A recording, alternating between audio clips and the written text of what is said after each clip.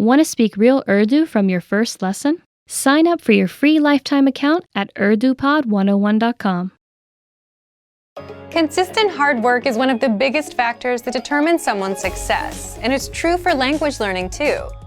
While it's important to choose a course and study method that's right for you, at the end of the day, the results you see are a product of the effort you put in.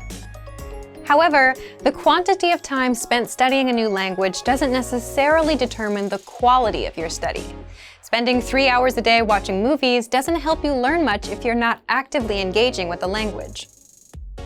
In this video, we'll talk about how to actively engage your mind while studying. Number 1. Think of your brain as a muscle. You might be familiar with the phrase, "feel the burn," or maybe "no pain, no gain." If you've been to your local gym recently, there's a chance you might have heard one of these phrases or seen something similar on a poster on a wall. In the world of sports and workouts, there's a common idea that the discomfort you feel when running, lifting weights, or doing some other physical activity is what brings results. The discomfort you feel is your muscles being pushed to their limit. It's the limit pushing that strengthens your muscles so that over time your performance increases. In the context of language learning, it's helpful to think of your brain as a muscle being trained.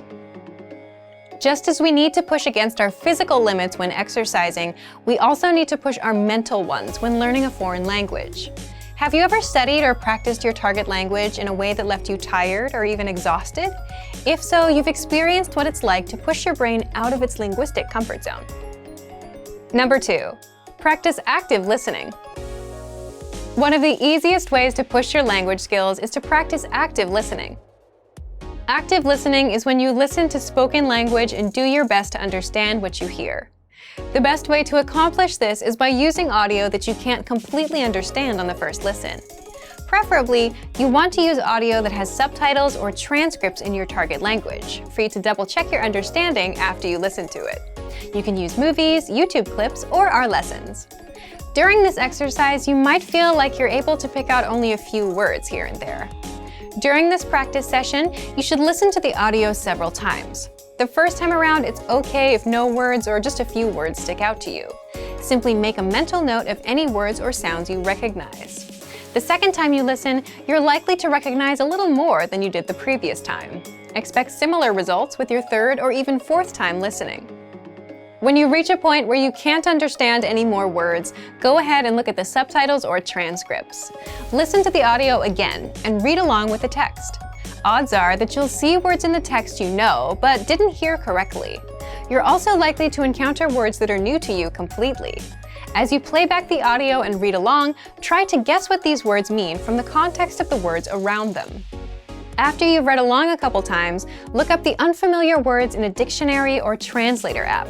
This active listening exercise routine is a great way to increase your listening and comprehension skills, while picking up some new vocabulary along the way. It also allows you to learn new words in context, which itself is a powerful way to help you retain what you study. Number 3. Practicing with native speakers. Practicing with native speakers is the best way to push your language skills. Using what you've studied to communicate in real time is how you'll really challenge yourself. Try to connect with a native speaker on a weekly basis. Remember, consistency is important when you're learning a foreign language.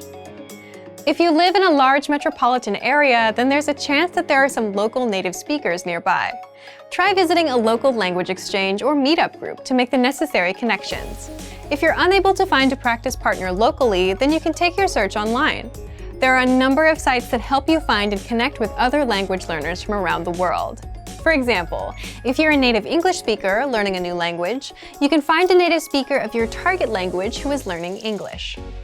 There are tons of language learners around the world who have learned or are learning a second language. You're likely to find someone who knows your target language and is looking to improve his or her English.